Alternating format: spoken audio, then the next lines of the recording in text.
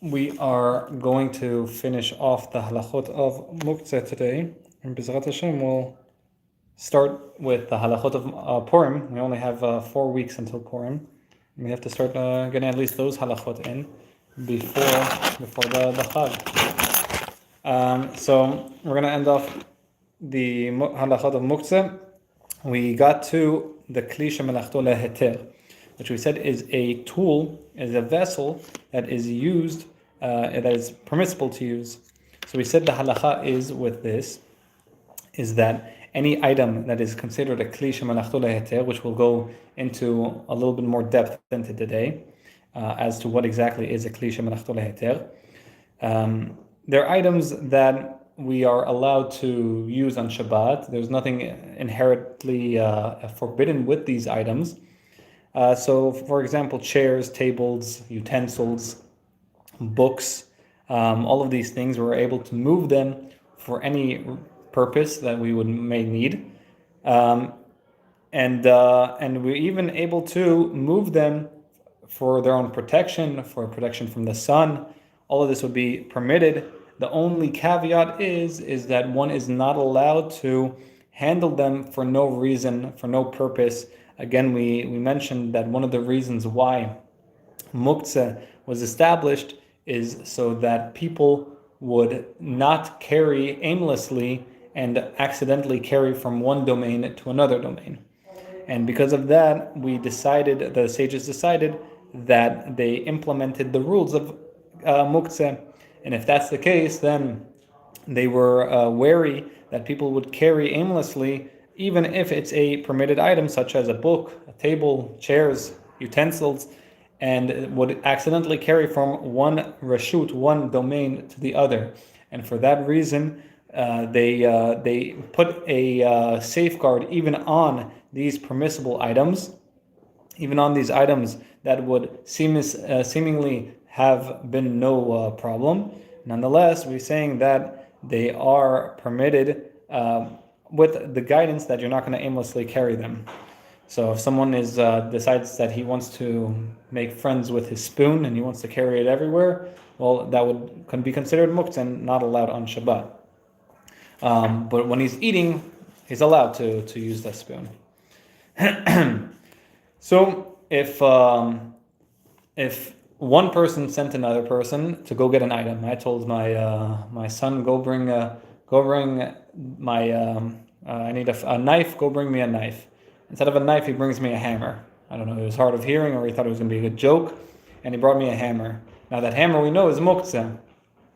And generally we said that if it's in your hand, then you should at least allow to move it to a place where that it's going to for whatever reason be placed in a place that you're not worried about it being damaged.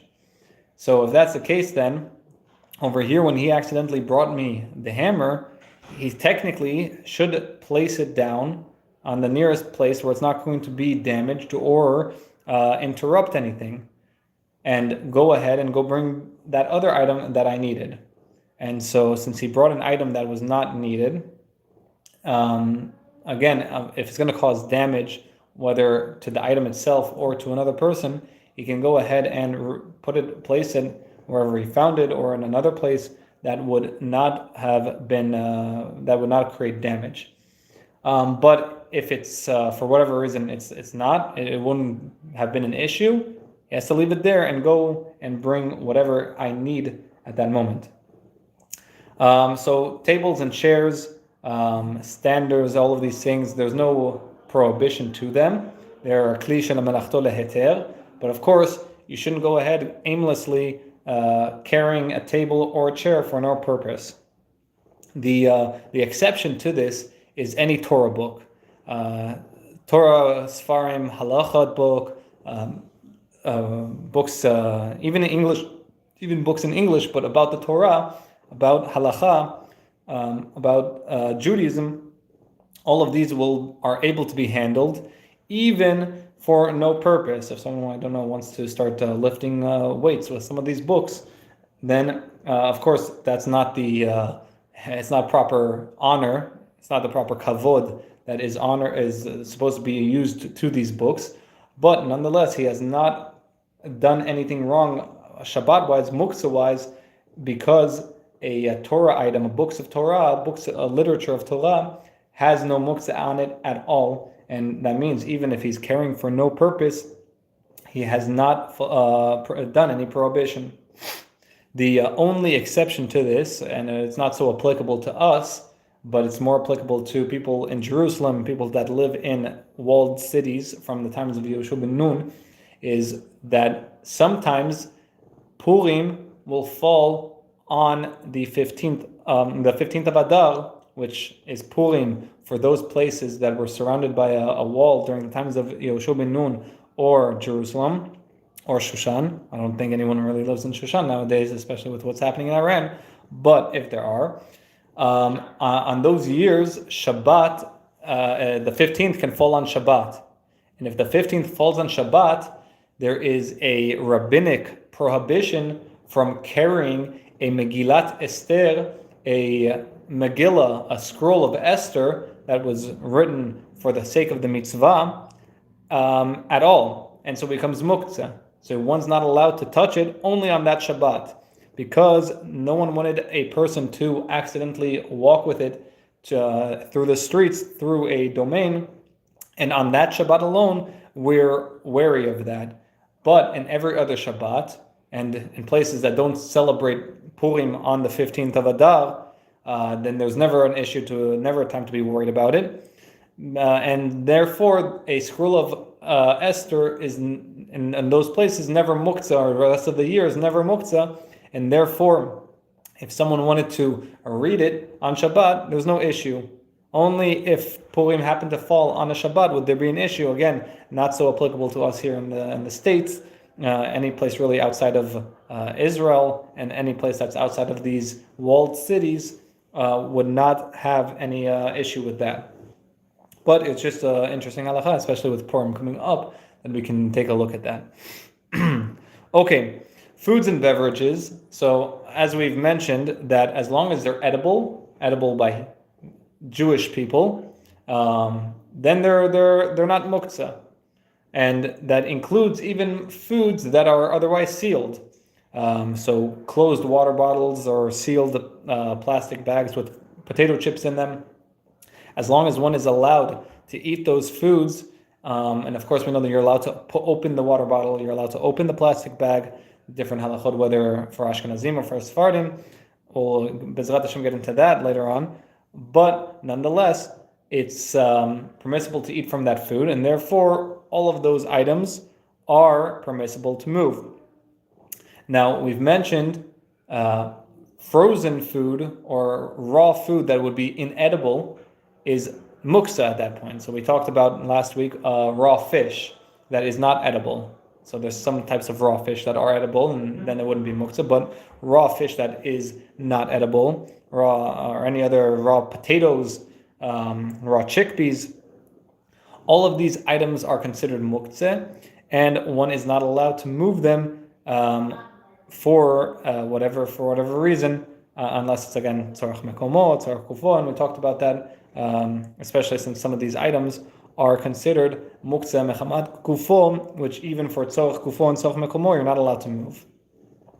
Non-kosher food. So if a person for some reason has non-kosher food in his house, and it's not intended to be given to a non-Jew, and it's not intended to be given to any animals or to dogs or whatever it may be, he accidentally bought food thinking it's kosher. Suddenly someone says, hey, there's no kosher symbol, there's no OU on this.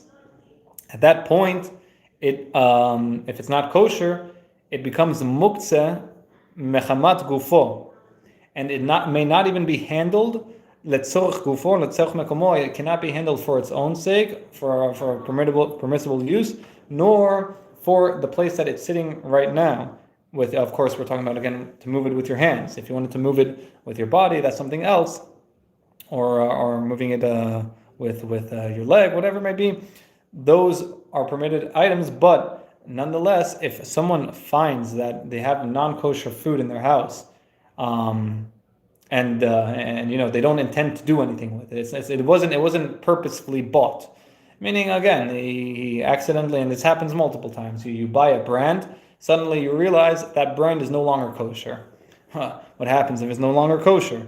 Well, now we know that it's muktzeh on Shabbat, meaning don't touch it, place it on the side for whatever necessity you might need for it after Shabbat. This is excluding, though, any, of course, dog food, where if, of course, food was being given to dogs, which are bought generally with that mindset that they're not consumable by humans, and therefore they're being given to them.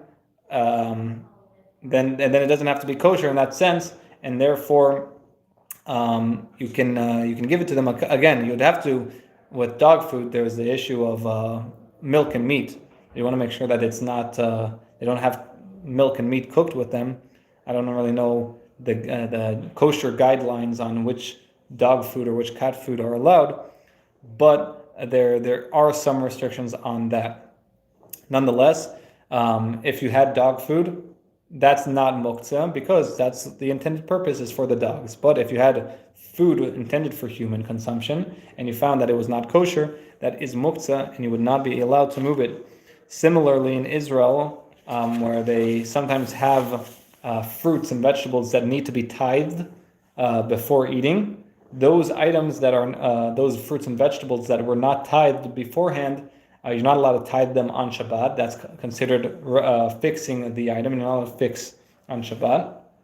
And therefore, these items would also not be allowed to be moved on Shabbat. They're muktzeh, and one is not allowed to move them. Now, if someone had, for some reason, realized before Shabbat that this item wasn't kosher, and he said, you know what, I'm going to give it to my non-kosher, my non-Jewish neighbor. At that point, he's already designated it. He's already understood that it's not kosher, and therefore it is not muktzeh, and he's allowed to go ahead and give it to his non-kosher neighbor, even on Shabbat. The idea being here is that it happened, that this recognition of it happened on Shabbat, or it could have happened during the week, but he never designated it to be given to a non-kosher person. Maybe he really was saying, I really want those Doritos. They gave it to me. It must be a sign from Hashem that I should have it. He's thinking the whole week, you know what? The best time to have these non-kosher Doritos is Shabbat. He comes into Shabbat and then he starts doing, he repents, he does tshuva, he says, how can I eat Doritos on Shabbat? So at that point, even though he didn't designate them, he didn't say that they're for a certain Jew, he thought that he himself was going to eat them, and then he repented. At that point, those chips are muktzeh, and he would not be able to move them. Okay? So it's Can I ask a quick question yes. about this? And I'm worried it sounds silly, but that's not my intent. So you had mentioned last week, like if you have a pot that you need to move, and you can put a piece of bread in it and carry it. Yes. Could you do that with something that's muktzeh, no matter what it is? Like Great. Put some bread on the hammer. Great question. So the question was with regards to, we talked about a leniency in moving a Kli Shemelachto Leheter by placing a permissible object on it, for example, a piece of bread. And I think we specifically talked about a pot that is usually exclusively used for cooking. And so that's a Kli Shemelachto Leheter. It will be muktzeh to move it for security purposes, so it doesn't get stolen or whatever. And we said that one is allowed to place a piece of bread inside of it and then move it. Now, does that apply to, for example, this case of the non-kosher food, or for different items of muktzeh? The answer to that is that it's only permissible to use that leniency with Kli Shemelachto Leheter, only with those prohibited utensils that their main use is for items that are not allowed to be done on Shabbat. So what we talked about last week, the pots, the hammer, all of those things that their main use is for something that's not allowed to be done on Shabbat. And so placing a piece of bread or something permissible on it is makes it allowed to be moved. We even talked about a phone, a cell phone, that would also be under the category of Kli Shemelachto Leheter. And if someone has an alarm on his phone, he's allowed to place a candy or some bread on it and then move it into a cupboard, into a drawer, so it stops making so much noise. But he is not allowed to do that for example, a laptop, which a laptop, we said it would be considered a Muktzeh, mechamat, chiseron kis. Or for these Doritos, right? Because we said this Doritos and this non-kosher item is a Muktzeh mechamat gufo. So those two items are more strict. They have a greater stringency attached to them, and so therefore that leniency of placing the bread on them would not apply to those types of Muktzeh. Specifically, it would mainly apply to Kli Shemelachto Leheter. Thank you, Rabbi. Okay, there's some. So when we're saying kosher, not kosher, the idea is that it's not kosher to the general body of Jewish people, and so nowadays there's a lot of debate whether Chalav Yisrael, whether non-Jewish milk powder is kosher or not kosher. And so if someone is generally doesn't, eat the non-Jewish milk, so it would seem that for him it would be not kosher, right? There's actually, we'll see halachot on mishloach manot, if you're allowed to give such items to someone who does not eat, if they're stringent to only eat the Chalav Yisrael, meaning Jewish milk, in the sense that it was procured and the whole process was watched, had hashkacha, had supervision from a Jew. Nonetheless, on Shabbat, there is room to be lenient, and if someone finds and they're strict on Chalav Yisrael and they find a Kit Kat in their drawer, well, they're allowed to move it. They were lenient. If someone wants to refrain from touching them, he can be machmir. There's no problem with that. But there's no need to. He can be lenient and he can handle them on Shabbat. We talked about items that are nolad, items that were created on Shabbat are considered nolad, and they're Muktzeh mechamat gufo. So for example, an egg that was laid on Shabbat or a fruit that fell from a tree, these items are considered Muktzeh, or milk that had to be milked from an animal for some reason because it was hurting them or whatever it may be. All of these items are Muktzeh mechamat gufo, and they would be forbidden to move on Shabbat.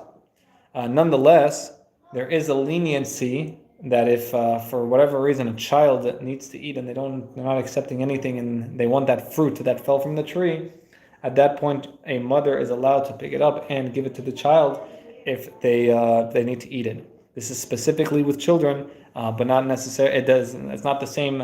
It's not the same halacha for moderately ill people. Namely, because children are a little bit more fussy, they're a little more stubborn, and so if the child only wants to eat that fruit that fell and he's not going to eat anything and it might be detrimental to them, then we're allowed to give it to them, and the mother is allowed to even feed it to them. Anything frozen loaves of bread, frozen milk, that if it defrosts, then it's going to be edible. So they're not muktzeh. There's no problem with them. You can go ahead and eat them, and once they're defrosted, and you can move them while they're still frozen. So if for whatever reason someone needed a extra, usually what happens is someone needs an extra loaf to do lechem mishnah, to have the two loaves on, usually in Sudah Shlishit. So he takes out a frozen one with his non-frozen one, with this baked one, and with the warm one.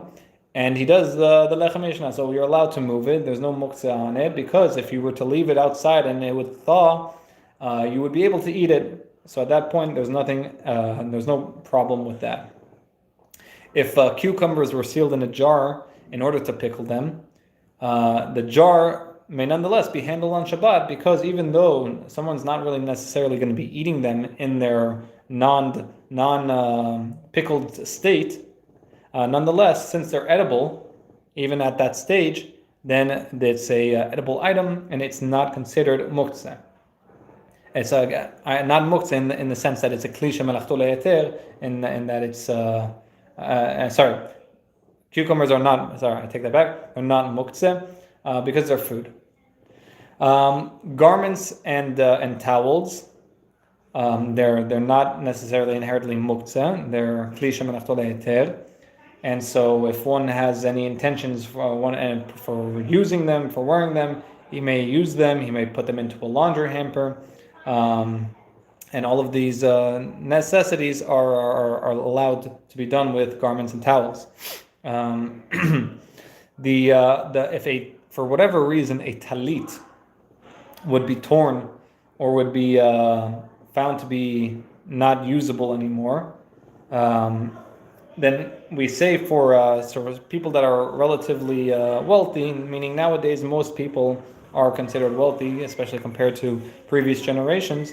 So at that point, we say that they are muktzeh because a person really does not have use for them. This is also true if, for example, the garment was fine, was intact, but one of the tzitzit were found to be broken, because at that point a person is not allowed to wear it. It's a four-cornered garment without tzitzit, which is not allowed, and therefore they are muktzeh. A vinyl hat cover. So sometimes you'll see that the religious, especially when it's raining, they have covers for their hats. That is permissible. This is not considered a muktzeh item in the sense that you would be restricted from moving them. Similarly, rubber overshoes that protect the shoes from the rain. That's also considered not a muktzeh item in that sense. Tissues, toilet paper, wet wipes, all of these items are not considered muktzeh, and they are allowed to be used without even any general purpose. Usually there is a purpose for them, but to move them, all of these things are not applicable. They're allowed to be moved. A blank piece of paper. So a blank piece of paper in our days is considered a Kli Shemelachto Leheter. There's no issue with moving it. Of course, you're going to move it for no reason. Again, that's not necessarily allowed. But just to move it to get it off the table or to protect it is allowed. This is specifically nowadays. In previous generations, when it was a higher commodity, the value of paper was higher. Back then, it would be considered a Muktzeh mechamat chiseron kis. But nowadays, since paper is so prevalent and there's no worth necessarily to the paper, so there's no issue with moving it on Shabbat. Disposable cups, disposable plates, plastic plates, all of these items are permissible. They're Kli Shemelachto Leheter. Again, you shouldn't handle them for no apparent reason, but there is no necessarily prohibition attached to moving them. Flowers in a vase, or some of these fake flowers are in the category of Kli Shemelachto Leheter. Sometimes you have like the table decorations. All of these things are considered a Kli Shemelachto Leheter. But if it is a potted plant, a plant that it has kind of dirt and someone's growing them, this would be forbidden to move. Whether it's to they sometimes have these potted plants that can that have like no opening in the bottom, so they get air, and so you sometimes hang them, sometimes you put them on the floor.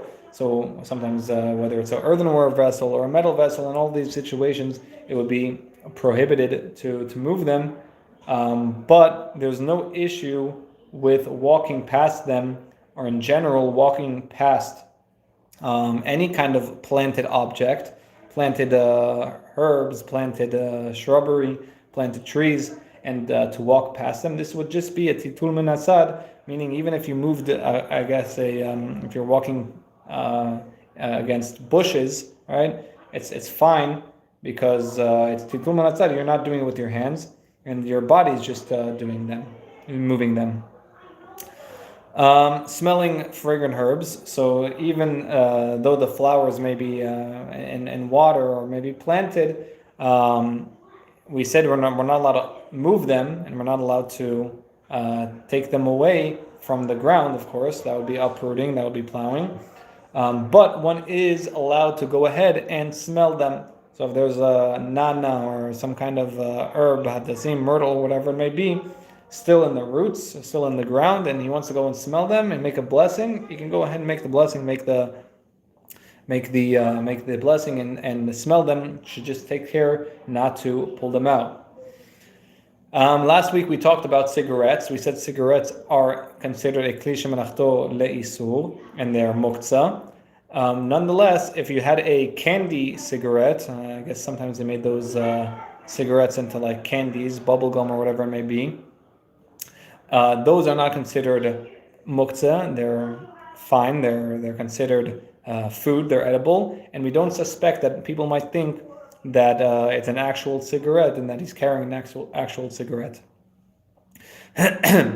Large ashtrays that are used for disposal of other refuse besides cigarette ashes are of the status of Kli Shemelachto Leheter and may be handled on Shabbat for whatever use, of course, if it's not for using it aimlessly. But if it's an ashtray that is mainly and solely used for cigarette ashes or cigars or for such purposes, then it is in the status, in the category of Kli Shemelachto Leheter, and it would be forbidden to move it unless you need it tzorech mekomo letzorech gufo. Now that's true unless it becomes a nuisance, as we mentioned before, that there's a concept called garaf shel re'i, where it becomes disgusting to him, and he needs to remove it. At that point, all the poskim agree that he's allowed to move the ashtray in order to empty it out.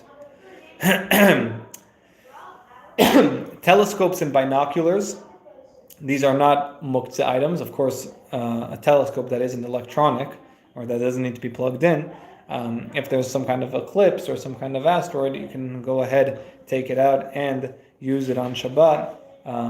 In that aspect, of course, that there's no electricity attached to it, it's permissible, it's not Muktzeh.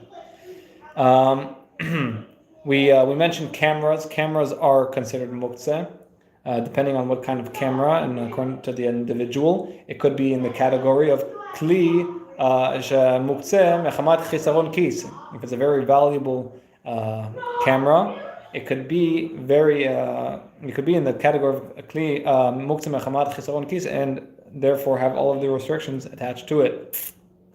A handheld fan, one of those, not the electronic ones, one of the non-electronic ones, those are not Muktzeh, and one can handle them on Shabbat. Carpets, brooms, all of these items are not Muktzeh. There are some who say that if it's a very large rug and it's attached to the ground, that it's Muktzeh. Nonetheless, we say that it's not subject to the restrictions of Muktzeh, and if someone needs to move it, there's no issues. Again, carpets, rugs, brooms, all of these are considered Kli Shemelachto Leheter. The thermos bottles are considered Kli Shemelachto Leheter, and even if one does not need the thermos on Shabbat, nonetheless it can be used on Shabbat, and so there's no inherent issue with that. New kitchen utensils that have been purchased from a non-Jew and that generally have to be immersed in the mikveh. So the Sephardic follow the opinion of the Shulchan Aruch that it's permissible to immerse new utensils on Shabbat. There's no issue of quote-unquote fixing it, and if that's the case, then it is not Muktzeh. And one can also present it, give it as a present to a non-Jew, and then return it and get it back and borrow it back. That would also be permitted on Shabbat for Sephardic Jews. Nonetheless, Ashkenazim don't allow that. They don't hold that you're allowed to immerse vessels, new vessels, or gift it to the non-Jews on Shabbat. Nonetheless, according to Ashkenazim, these items would also not be considered muktzeh on Shabbat. So you wouldn't be able to tovel them, but they would also not be considered muktzeh, and there's no issue over there. A battery-operated watch is also considered a Kli Shemelachto Leheter, even if it has a battery in it. And even, let's say, it has an illumination aspect that can, you press a button and it makes a light. We are not considering this a basis ledavar ha'isur, which we'll see in the next section. And it's permissible to use, to wear on Shabbat. Of course, one isn't going to come to light it, and if it's given to the kids, make sure the kids know not to make that light on Shabbat. And the idea is that it's not an issue with wearing it on Shabbat. But if a watch stopped, whether it was a mechanical watch or whether it is an electronic watch, meaning it has a battery in it, or whether one of those watches that are just mechanical, if it stopped working on Shabbat, it is considered muktzeh, and one would not be able to move it.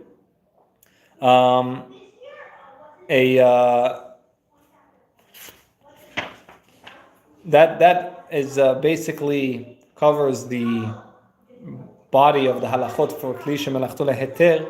Before we move on, are there any questions?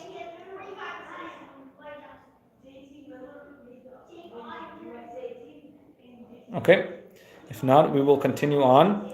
Next aspect for Muktzeh is basis ledavar ha'isur. Yes. I do have a question. Mm-hmm. So, with the books, like if you've got a stack of books, I know you said that like anything related to Torah is permitted, but if you need to move like a non-Torah book to get to a Torah book, is that permitted? Yeah. So books inherently are under that category of Kli Shemelachto Leheter. Torah books are even more lenient in the respect that there is no issue with moving them aimlessly. So regular books, of course, you're allowed to. They're also considered Kli Shemelachto Leheter, and there's no issue with moving them on Shabbat. Okay. Mm-hmm. So next aspect is basis ledavar ha'isur. So what's this idea? And we mentioned it before. So if anyone placed an item that is muktzeh mechamat gufo, muktzeh mechamat chiseron kis, or muktzeh Kli Shemelachto Leheter, and he placed it on an item that is not muktzeh, and he left it there from before Shabbat into Shabbat, then the bottom, the base, whatever it's placed, whatever is on the bottom, is considered a basis ledavar ha'isur, and it takes the same level of muktzeh as the item on top of it. And the idea being is that the just as the top item is muktzeh, now so too the bottom item, which wouldn't have been inherently muktzeh, gains that status of muktzeh of that which is on top of it. Usually the classic case is that some woman light their Friday night candles on a tray. All right. So now, even though the tray itself would have been a Kli Shemelachto Leheter and it would have been able to be moved, but since the lighting of the candles made the candlesticks and let's say the wax or the oil, they're muktzeh. All right. Muktzeh mechamat, we said it could even be gufo. Therefore, that changes the attribute of the tray that's underneath it to a basis ledavar ha'isur, and it has the same stringencies as muktzeh mechamat gufo, and it would not be able to be moved even letzorech gufo, letzorech mekomo. The question is, so before we get to that, so this is true when the object that is placed on it was done by the owner and with his understanding that he did it. What does it mean? That means that if I had my wallet with all my money on it, and I put it on on my neighbor's pillow, Right? I was giving them a nice present, but it was on Shabbat. Right? I placed it there before Shabbat, and it remained there until into Shabbat.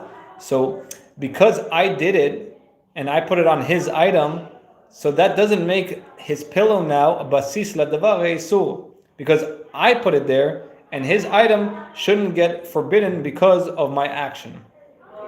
Similarly, if for whatever reason my money fell out of my own pocket accidentally onto my pillowcase, even though they are my items, nonetheless, because they were not done with my knowledge, they weren't done with my understanding, they happened to be placed there by my actions, but not with intent, it does not turn that pillow into a basis ledavar isur. It comes out that the owner of the bottom item has to have been the one to place that muktzeh item on it with the understanding, with the intent, with the consent that he was doing it. At that point, that bottom piece, that bottom utensil, that bottom object becomes the same level of muktzeh as the top. So, one of the aspects to this is if someone had placed money on a pillow intending for that money to remain there for on Shabbat for whatever reason. So if that's the case, then that's a classic case of a basis ledavar isur, and therefore that pillow becomes the same level of isur, the same level of muktzeh as the money, even if and therefore it is forbidden to shake the pillow to make the money fall off on Shabbat.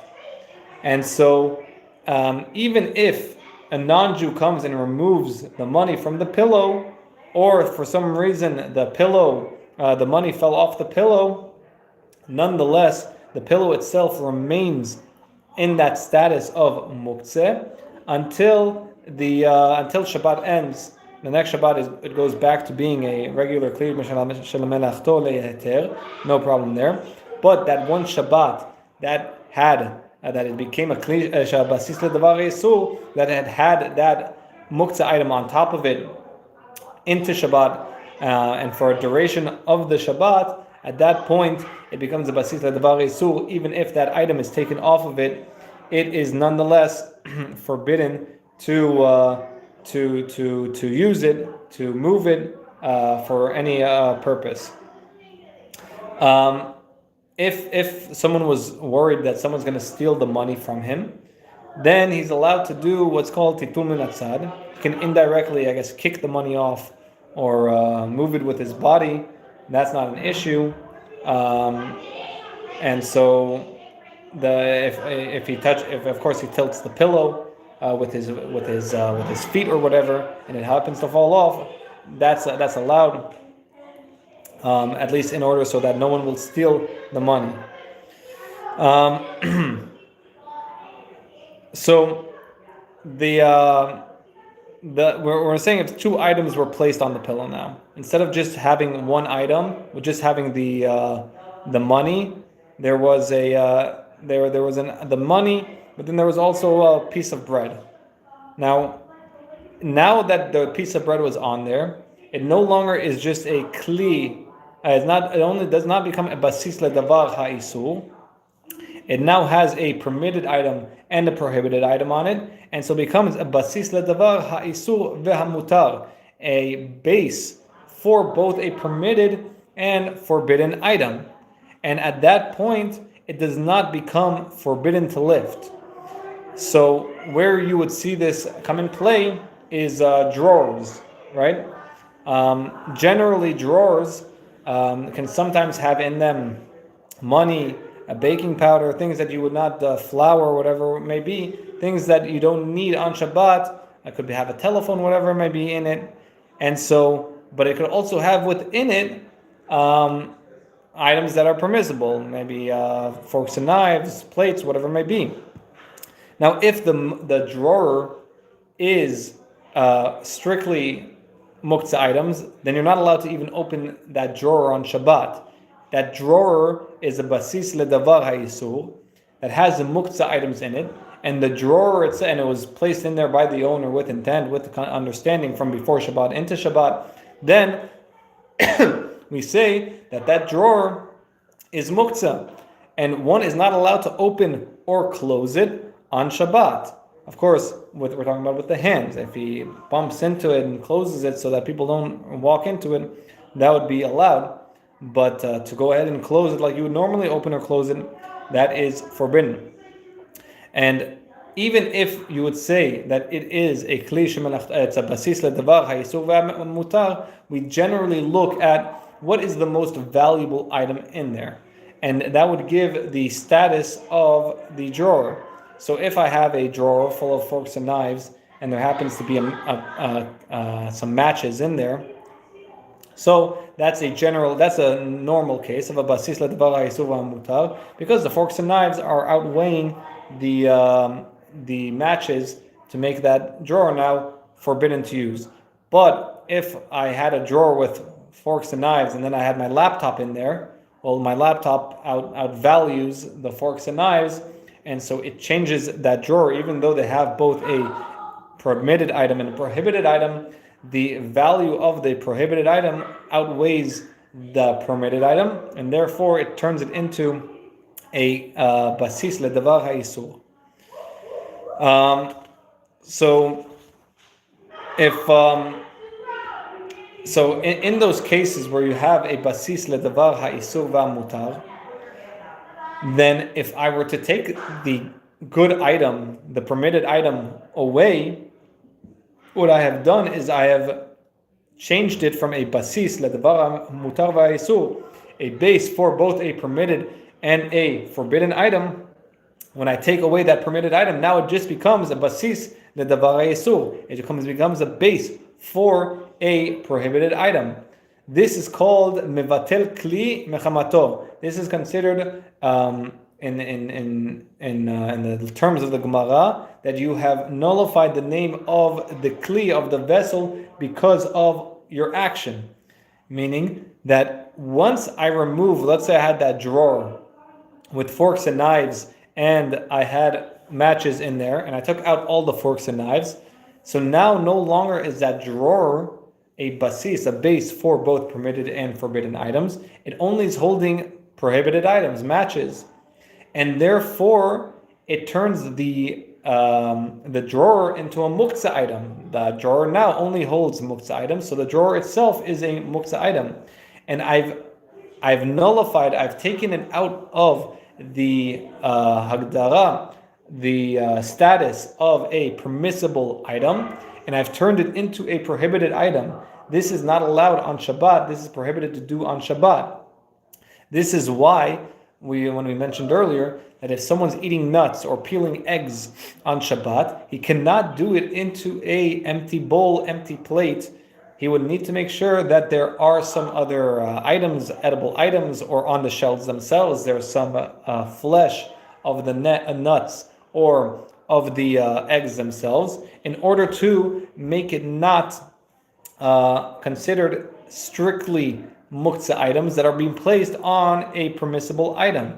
Because if that is done, that's considered mevatel kli mechamato. You are nullifying the kli, you're destroying the permissibility of that plate, of that bowl, and you've effectively turned it into a Muktzeh item, which is prohibited to do on Shabbat. So we said the advice is to either put a edible food in there, whether it be bread, whether it be some fruit, whatever it may be. At that point, then you can fill it up with all of your nuts, with all of your shells, with all of your eggshells or your nut shells, and there's no issue with moving them afterwards, because then it's becoming a Kli Shemelachto Leheter ve'isur. No issue there. Another place where this is kind of prevalent is, well, we didn't talk about this, but there's a machloket on tefillin. If tefillin is under the category of a Kli Shemelachto Leheter, and then therefore it be Muktzeh, and some poskim rule that it is, whereas some hold that it's not. Now, according to those opinions that say tefillin are a Kli Shemelachto Leheter, that they're Muktzeh, sometimes the men, they have a talit bag that holds both the tefillin and the talit.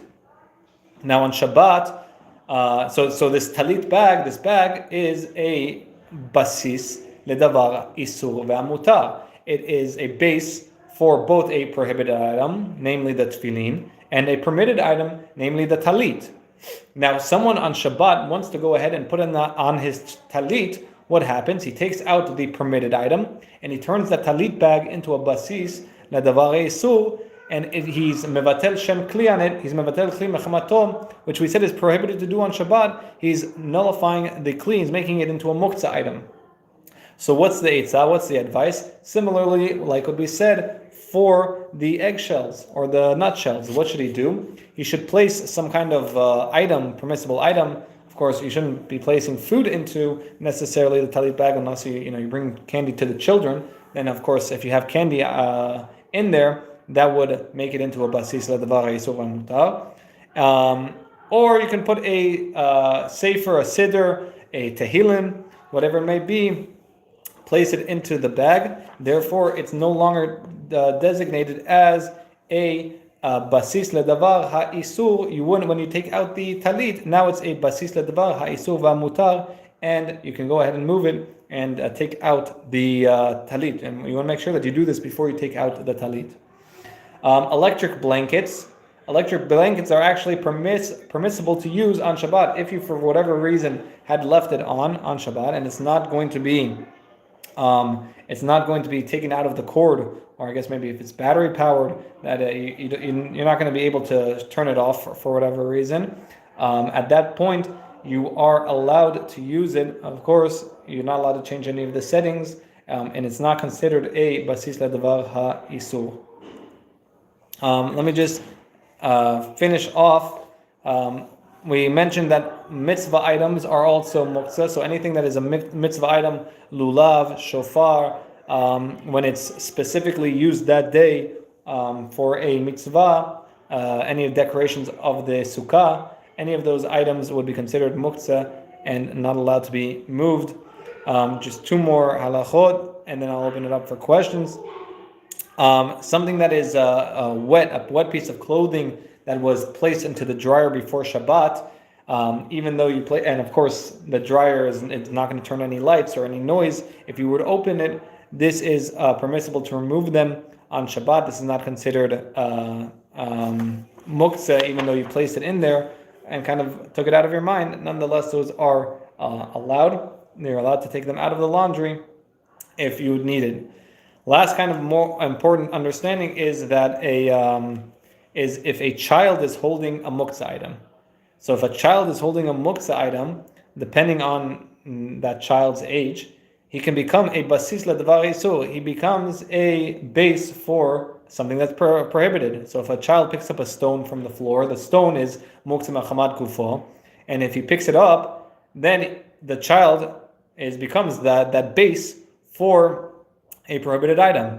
What's the repercussion of this? The repercussion of this is that you're not allowed to pick up the child if he's holding that rock. Now, if the child starts to cry and he's emotionally attached to the parents and he's going to make himself sick, and he's not going to let go of that rock either, because the kids never let go of the rock once they hold on to that rock. At that point, you're allowed to. And you're also allowed to hold their hand even if they're not going to cry. It's permissible to hold the hand, even though you're not going to pick them up.